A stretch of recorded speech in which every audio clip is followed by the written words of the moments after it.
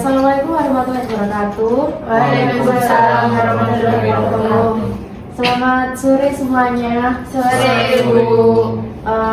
Sebelumnya saya mengucapkan terima kasih sudah meluangkan waktunya untuk hadir di sini di pertemuan kedua ini. Nah, kemarin kan kita sudah membahas ya terkait kayak kontrak dan lain-lain. Nah, untuk yang sekarang kita ke yang tahap intinya. Nah, Ibu berharap di sini kalian itu bisa menceritakan secara singkat saja terlebih dahulu terkait permasalahan kalian. Nah, mungkin bisa dimulai dari Mbak Alisa dulu nih. Oke Bu, jadi permasalahan saya itu kayak nunda-nunda tugas gitu kan ya Bu. Jadi kan ketika kayak apa ya, suntuk gitu, kayak udahlah males gak dikerjain itu sampai berhari-hari gitu. Oke, kalau dari Mbak Elvira? Kalau saya sama seperti Mbak Alisa ya Bu, kadang juga kalau misalnya ada tugas nanti itu kayak saya ditunggukan dulu gitu loh Bu, baru ngerjain. Oke, berarti nunggu nanti gitu Iya, ya betul. untuk dikerjain. Oke, kalau dari Mbak Yana sendiri? Kalau saya juga sama kayak teman-teman, tugasnya itu saya numpuk terus. Jadi kalau ada waktu baru saya kerja. Oke, kalau dari Masnya? Kalau dari saya sih hampir sama ya dengan teman-teman juga, karena lebih memprioritaskan main gitu dibanding kerja tugas yang sekarang sedang menumpuk lah. Oke, ternyata permasalahannya ini hampir sama semua ya. Iya. Nah, kira-kira nih dari masing-masing permasalahan yang sudah diceritakan tadi, nah menurut kalian yang ingin dibahas atau yang paling urgent nih untuk diselesaikan itu permasalahannya siapa nih? Kalau ini dimulai, oke, dari Mbak Elvira ya. Kalau menurut saya Mbak Alisa sih Bu, soalnya kan dia itu kayak sampai greget gitu loh Bu, jadi mungkin Mbak Alisa dulu. Oke, kalau dari Sarah gimana nih? Saya ikut-ikut aja sih seperti Mbak Alicia. Mbak Alisa ya, alasannya? Ya alasannya ya karena teman-teman juga pengen duluan Mbak Alicia itu yang harus ditangani duluan ya. Ya, silahkan gitu. Oke, kalau dari Mbak Yohana sendiri? Kalau saya mungkin juga sama kayak teman-teman Mbak Alicia, karena apa yang dikatakan Mbak Elvira tadi, Mbak Alicia juga sampai keregetan juga. Oke, nah gimana nih Mbak Alisa? Teman-teman ini memilih Mbak Alisa untuk permasalahannya dibahas terlebih dahulu. Nah, dari Mbak Alisa sendiri, kira-kira Mbak Alisa memilih permasalahannya Mbak Alisa sendiri yang mau dibahas atau dari permasalahannya teman-teman yang lain? Kalau teman-teman pada milih saya sih ya nggak apa-apa gitu ya, mungkin nanti kan biar bisa saling belajar juga, jadi kan nggak fokus ke saya. Oke, berarti permasalahannya yang dibahas permasalahannya Mbak Alisa ya teman-teman? Iya, Bu. Oke, nah mungkin dari Mbak Alisa nih bisa diceritakan lebih detail nih permasalahannya Mbak Alisa yang dialaminya itu seperti apa? Jadi gini Bu, kan ini kan sudah semester tua ya ibaratnya gitu ya Bu. Nah, ketika ada tugas yang kayak mata kuliah, tugas proposal, bimbingan dan lain-lain kan bikin capek buat diri sendiri gitu kan, kayak bingung mau ngerjain tugas yang mana. Kadang satu matkul itu bisa 2 sampai 3 tugas gitu kan. Nah, karena kebanyakan tugas itu saya kan jadi kayak stres sendiri gitu kan. Kayak otakku tuh kayak kapasitasnya sih kayak minim gitu, udah kayak gak ada memori gitu kan. Nah, ketika itu saya tuh lebih milih ke nanti gitu kan, karena efek itu tadi, kayak stres itu tadi kan, nanti gitu. Terus saking stresnya diriku dengan kebanyakan tugas itu tadi, kadang tuh kalau ketika ngerjain gitu kan, kalau tak paksain ngerjakan gitu kan kalau harusnya ketika udah capek itu kan harus berhenti gitu ya, kayak tenangin mungkin cari hiburan lah, entah TikTok, IG atau apa gitu kan. Nah, karena kan saya tipe orang yang pengen langsung selesai gitu kan, tapi memikirin diri sendiri. Nah, itu kadang kan kalau otak nggak bisa mikir itu kayak wah apa sih, nanti sampai kayak geram sendiri gitu. Kadang tuh sampai gebrak meja atau kadang kalau ada buku tuh tak lempar gitu kan, kayak geser-geserin gitu kan, terus tak tutup gitu ya, tambah mikirkan kayak ini tuh harus diselesaikan gitu. Oke, baik, ini teman-teman tadi kan Mbak Alisa juga sudah menceritakan ya. Nah, kira-kira nih apakah teman-teman ini pernah mengalami permasalahan yang sama seperti yang Mbak Alisa ceritakan ini tadi? Apa ada yang pernah mengalaminya? Kalau saya pernah sih Bu. Oke, mungkin dari Mbak Elvira nih bisa diceritakan ya dari pengalamannya sendiri Mbak Elvira gimana? Hampir sama seperti Mbak Alisa. Kalau misalnya tapi kalau saya itu ya Bu, kalau misalnya apalagi kan sudah semester 6 ya Bu. Di sini juga kita sudah masuk di proposal. Jadi sampai kalau misalnya nanti mau bimbingan gitu ya Bu. Contohnya aja mau bimbingan. Nah, itu pada saat mau bimbingan itu baru saya mengerjakan yang revisinya begitu loh Bu, gitu. Kadang saya begitu. Terus tapi kadang juga nanti kalau misalnya mood saya baik, itu saya tuh tergantung mood juga Bu. Kalau misalnya saya punya mood hari ini baik, ya, itu bisa saya selesaikan gitu. Terus tapi kadang kalau misalnya nanti di tugas-tugas ada tugas dari dosen, nah itu kadang juga nanti kadang kan ada tugas kelompok kan Bu. Nah, itu pasti kayak baru pas mau presentasi itu baru kita kerjakan gitu, kayak mepet-mepet gitulah Bu. Oke. Kalau dari Mbak Yohana mungkin bisa diceritakan terkait pengalamannya yang tadi hampir sama Kalau pengalaman saya juga hampir sama juga Ibu. Kalau misalnya ada tugas Ibu, misalnya tugasnya mungkin deadline-nya 2 minggu lagi, saya menumpuk dulu. Terus kalau ada yang tugas lagi tuh saya menumpuk, pokoknya saya menumpuk sampai kayak kalau misalnya ada lagi tugas yang itu yang belum saya kumpulkan, terus deadline-nya nih hari, pasti saya akan mengerjakannya di siang hari atau malam hari pas waktu deadline-nya itu Bu. Kalau dari Mas Wawan? Oke, mungkin kalau dari saya ya tidak banyak drama sih Bu, tapi lebih ke itu sih, aku pikirnya mindsetnya kayak nanggung aja gitu satu harinya, kayak dari pagi gitu udah kerjain sampai malam gitu, waktu jadwal mainnya udah dihilangkan semua gitu. Itu sih solusi yang saya lakukan. Oke, ternyata semuanya tuh hampir sama ya. Namun kita kembali lagi kepada Mbak Alisa. Nah, kita Mbak Alisa itu menunda-nunda tugas ya, sampai Mbak Alisa itu kadang juga gerget sendiri gitu kan ya, bahkan sampai melempar buku, sampai gebrak meja. Nah, itu Mbak Alisa itu terjadi sejak berapa lama Kak boleh tahu? Sebenarnya ketika ada tugas yang terlalu banyak aja sih Bu, jadi kayak ketika tugasnya nggak terlalu banyak ya saya biasa aja, kayak misalnya dalam kurung 1 bulan gitu kan ya Bu, misalnya tugasnya cuma ada 2 atau 3 dan deadline-nya agak lama, itu mungkin masih kayak ya udah biasa aja. Tapi ketika deadline-nya itu terlalu mepet, semuanya itu tiba-tiba deadline minggu depan semua, itu kan jadi stres sendiri. Nah, mungkin dari situ sih itunya mulai terjadi seperti hal itu. Oke.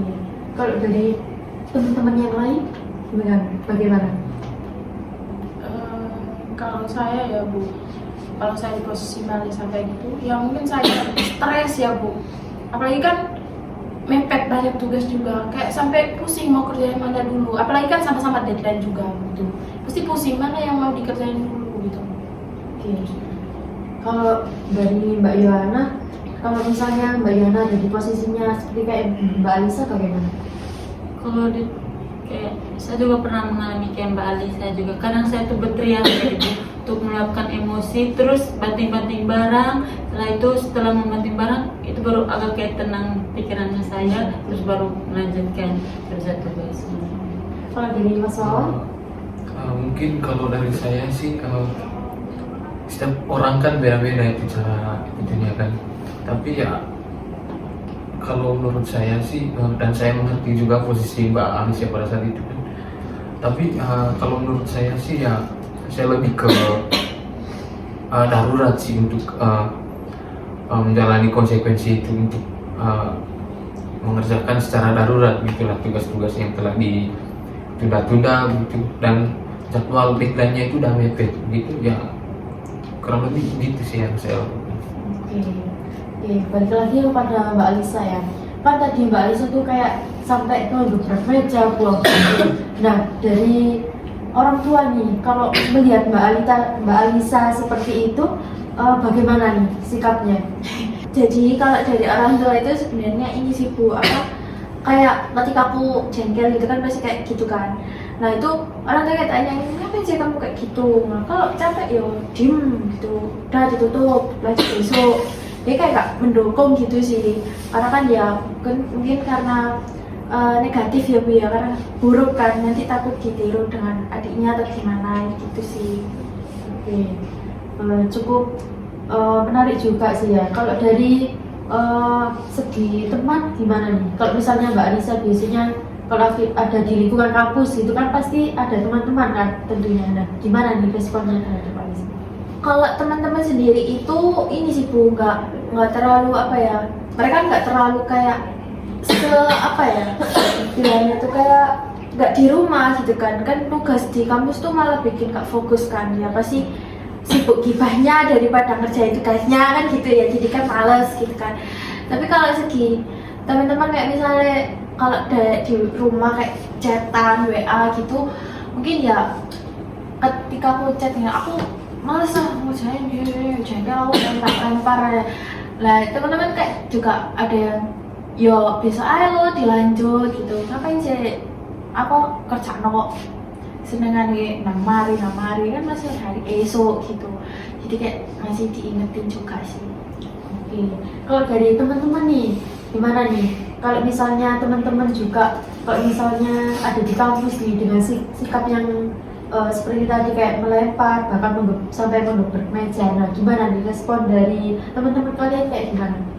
Kalau dari saya Iya. Bu, nah kalau dari teman-teman kan biasanya kayak ya udah sabar kayak gitu, kadang gitu kan Bu, sabar gitu, nanti pasti selesai juga gitu. Tapi kadang juga ada teman yang kayak ya udah besok aja kerjanya, sama seperti yang bilang Alisa gitu, ya udah besok aja kerjanya gitu. Kalau misalnya kamu udah merasa baik itu baru kerjakan, kadang kayak gitu sih. Oke. Kalau dari teman-teman yang lain gimana nih? Kalau dari saya itu teman-temannya saya juga kadang kayak mungkin membiarkan saya untuk menyendiri dulu ya Ibu, untuk tenangkan pikiran saya. Lalu kadang juga teman-teman saya kayak bilang gini, ya nanti kita bisa kerja barengan aja di hari berikutnya. Oke. Kalau dari Mas Lawan? Pertanyaannya tadi gimana ya? Udah lupa. Oke, jadi kan tadi temannya Mbak Alisa itu merespon dengan Mbak Alisa misalnya kayak menggebrak meja atau melempar buku. Nah teman-temannya Mbak Alisa itu malah kadang itu ternyata Mbak Alisa itu mengerjakannya itu di rumah. Soalnya kalau di lingkungan teman-temannya itu Mbak Alisa itu malah nggak fokus dan teman-temannya itu malah kayak wis lah besok aja ya. Iya, nggak mendukung seperti itu. Nah kalau dari temannya Mas Mawar sendiri nih bagaimana? Menurut pandangan saya sendiri begitu. Iya. Kalau dari saya sih ya paling responnya kayak itu sih bilang besok aja begitu. Kayaknya kalau kamu nggak urgent hari ini ya mending besok aja kerjanya, nggak usah emosi gitu-gitulah gitu. Iya, ternyata mungkin hampir sama semua ya terkait respon teman-temannya kurang mendukung gitu ya terhadap kalian ketika mengerjakan tugas di lingkungan teman. Nah, dari lagi kepada Mbak Alisa nih. Nah, Mbak Alisa tuh belajarnya tuh seperti apa sih? Seperti apa nih maksudnya yang saya pengen gitu Iya, belajar gitu kan. Iya. Kalau dari saya sendiri itu lebih ke suka gini sih, ketika belajar itu sambil dengerin musik. Terus posisi suasana itu benar-benar sunyi, tenang. Jadi kayak cukup aku, laptop, buku, dan musik. Dah, jangan ada suara lain. Karena kalau udah ada suara lain itu udah apa ya, wes nggak mood lah bahasanya itu. Berarti kelemahannya Mbak Alisa ini ketika ada suara lain gitu ya. Jadi harus belajarnya itu yang sunyi gitu kan. Betul. Oke, kalau dari teman-teman yang lain bagaimana nih? Terkait belajarnya yang seperti apa kalau dari Mbak Oke, Elvira? kalau dari saya Bu, kalau saya sendiri itu kadang kalau misalnya saya mengerjakan tugas itu saya harus wajib musik, wajib. Terus kalau misalnya, dan kelemahannya saya itu kalau misalnya ada teman ya Bu, teman, nah itu nanti kan pasti gosip Bu, jadi tugasnya itu dibiarkan gitu, jadi ya sudah nggak lanjut gitu. Itu sih. Kalau dari Teman-teman gimana nih? Kalau dari saya itu, kalau musik sih jarang sih Bu, kayak tanpa mengganggu juga ya. Mungkin suasana ruangannya itu lebih tenang lagi. Tapi kalau kelemahan dari saya itu, kalau misalnya ada yang chat atau teman-teman ajak saya untuk keluar, itu pasti saya kayak ikut mereka terus melepaskan tugas saya yang saya mau kerja tadi Bu. Kalau dari Mas Wawan? Kalau saya sih itu sih ya, sama juga dengan teman-teman, dengan musik itu, sama ruangannya yang bersih tanpa orang gitu ya. Dengan begitu ya saya bisa fokus untuk belajar. Oke, suka yang sunyi Dengan sunyi, bersih, sendiri sama gitu ya? sendiri gitu. Oke, nah kita balik lagi nih. Berarti kan tadi Mbak Alisa itu menyebutkan ya, dari yang marah-marah sampai menggebrak, bahkan sampai melempar buku. Nah, dari perilaku itu tadi apa yang ingin diubah, Mbak Alisa? Lebih ke ini sih Bu, kayak apa yang diomongin teman dan orang tua gitu ya, kayak kalau capek ya udah gitu loh, maksudnya stop di situ gitu loh, jangan makin dilanjut gitu kan, takutnya kan nanti makin parah atau ngedrop gitu kan. Tuh terus sama ini sih Bu, kayak lebih apa ya, bisa tenang gitu loh, kayak ambil nafas kah atau gimana, pokoknya benar-benar mencoba untuk tenang biar tidak kelepasan gitu sih. Oke. Apakah Mbak Alisa juga ingin bisa mengatur jadwal belajarnya Mbak Alisa juga? Pengen sih Bu. Oke, berarti ada 3 ya. Mbak Iya. Alisa ingin mengubah 3 itu tadi. Iya. Nah, kalau dari teman-teman bagaimana? Kalau dari saya sendiri ya, kalau misalnya mengubah perilaku itu tadi, mungkin gaya belajarnya saya juga gitu loh. Terus mengontrol emosi juga, karena apa, kalau misalnya emosi kita juga nggak baik, nah tentu nanti mengerjakan tugas ini juga pasti akal-akal tidak sesuai dengan yang kita mau gitu loh. Itu sih Bu.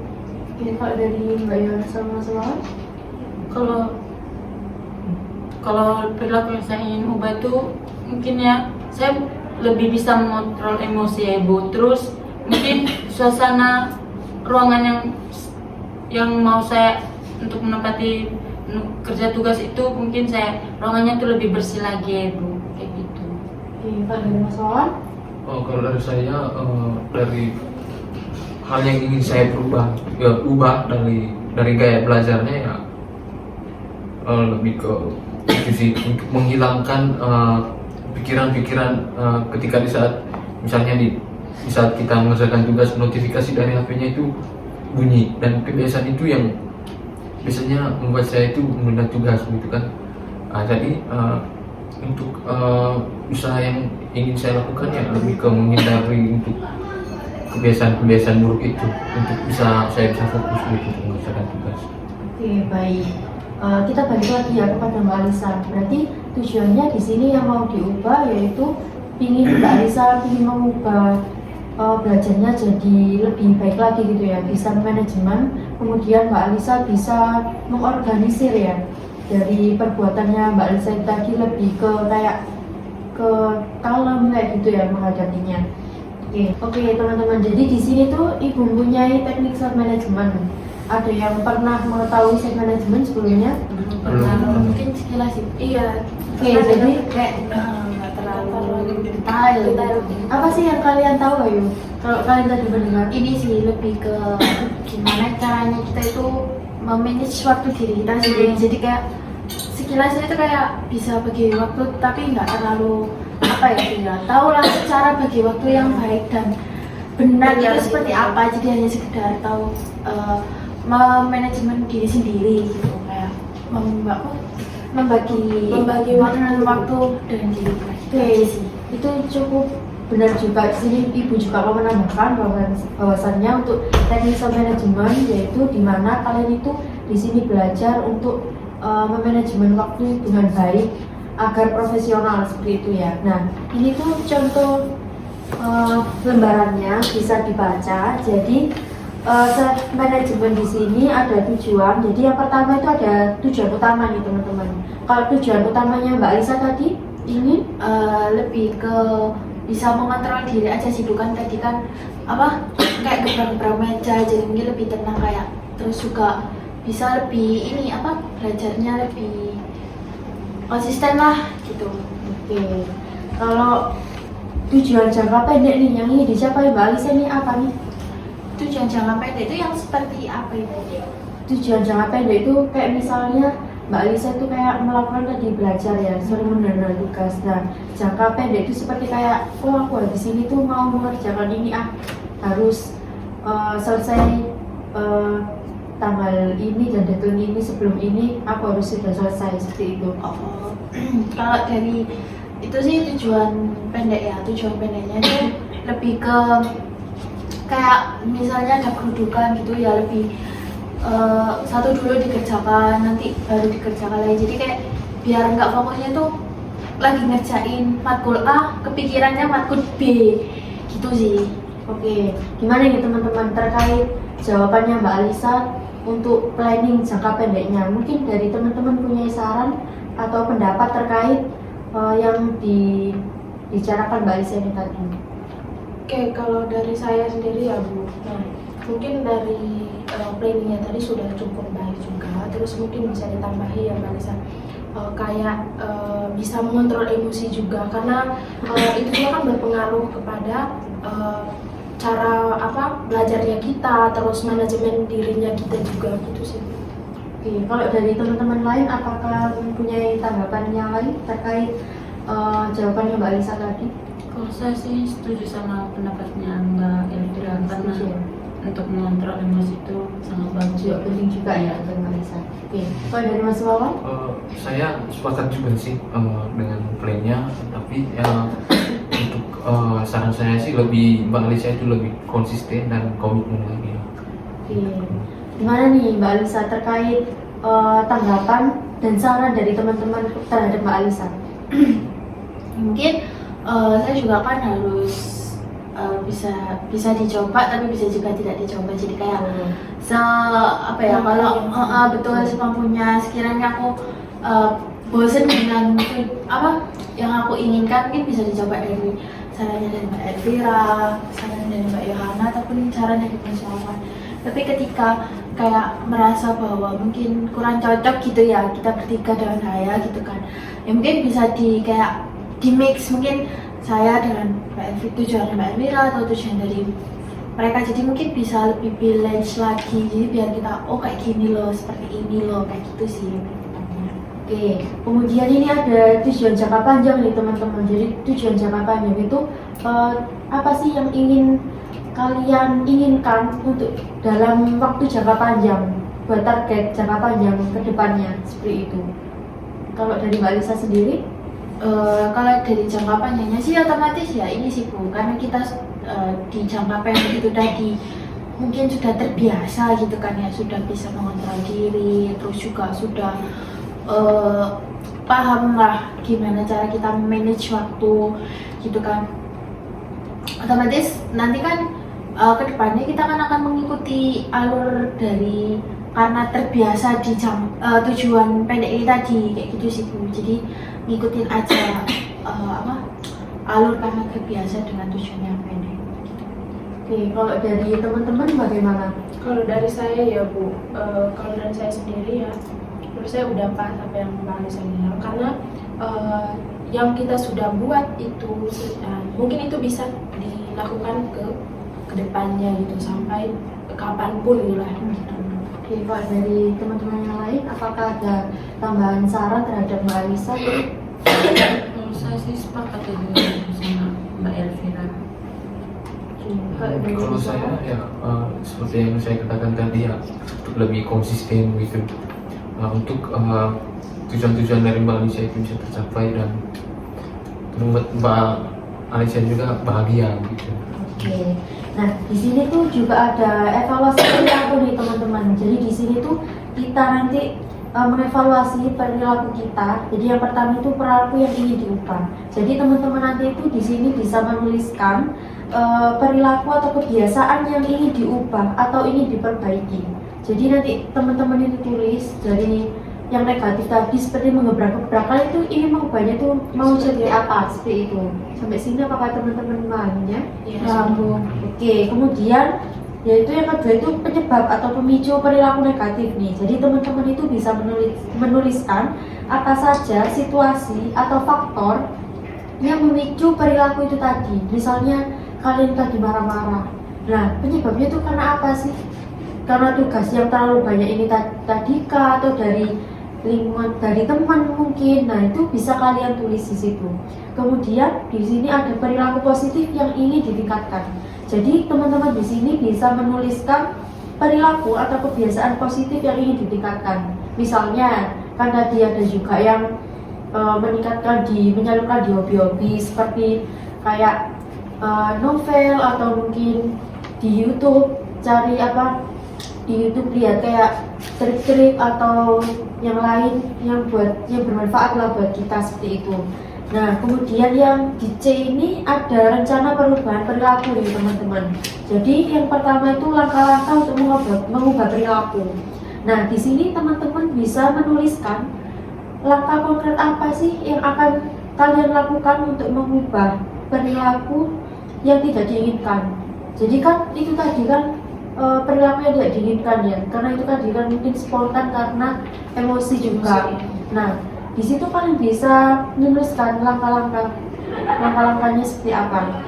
Nah, kemudian yang kedua itu ada strategi penghindaran pemicu. Jadi di sini tuh kalian menulis bagaimana sih cara menghindari atau menghadapi situasi yang memicu perilaku yang negatif itu tadi. Kalian tulis. Dan yang terakhir yaitu ada tindakan untuk memperkuat perilaku positif. Nah, teman-teman di sini bisa menuliskan apa yang akan kalian lakukan untuk memperkuat perilaku positif yang kalian inginkan. Misalnya kalian nih menyalurkannya di hobi olahraga. Nah, yang kalian ingin tingkatkan dari olahraga ini apa nih? Misalnya bisa berolahraga 2 kali lipat dari yang sebelumnya atau hal-hal yang lain. Nah, kemudian yang di D yaitu di pengelolaan waktu. Jadi kalian nanti itu di sini kan ada tabel ya teman-teman, ada jadwal harian atau mingguan. Di sini ada nomor, waktu, dan aktivitas sama output. Nah, misalnya nih waktu pagi jam 6, kalian aktivitasnya itu kayak bangun pagi, kalian mandi, atau apa yang kalian lakukan itu seperti apa hasilnya, apakah yang sesuai dengan yang ingin kalian ubah tadi atau enggak malah. Seperti itu teman-teman. Nah, dari sini apakah kalian memahaminya teman-teman? Cukup paham dan oke. Jadi nanti kalian bisa membawa ini ya teman-teman, lembarannya di minggu ke depan buat kita evaluasi bersama. Dan sampai sini apakah ada yang ditanyakan? Izin bertanya Bu, ini kan katanya cuma 1. Berarti ini nanti kita fotokopi gitu ya Bu. Terus yang asli kita kembalikan ke Ibu, terus kita pakai yang fotokopi untuk dikerjakan gitu. Oh ya, untuk nanti terkait filenya mungkin bisa kalian ambil, soalnya mohon maaf ya, tadi saya itu ngambilnya cuma 1 nih teman-teman. Jadi nanti mungkin setelah proses konseling ini kalian bisa mengambilnya setelah sesi ini. Jadi saya sudah menyediakan, iya. Oke. Dan saya yakin pasti kalian bisa juga melewati ini dan menyelesaikannya secara bersama-sama. Nah, jangan lupa juga itu hasilnya dibawa juga di minggu ke depannya ya teman-teman. Nah, untuk minggu depan nih, teman-teman bisanya di hari apa? Tetap sama di jamnya juga atau gimana? Iya, sesuai kesepakatan aja. Oke, sesuai kesepakatan ya. Berarti di minggu depan. Iya. Oke. Mungkin untuk sesi konseling hari ini sudah cukup ya teman-teman, dan saya juga mengucapkan terima kasih sudah meluangkan waktunya, dan saya yakin kalian pasti bisa melewati ini semua. Terima kasih Bu.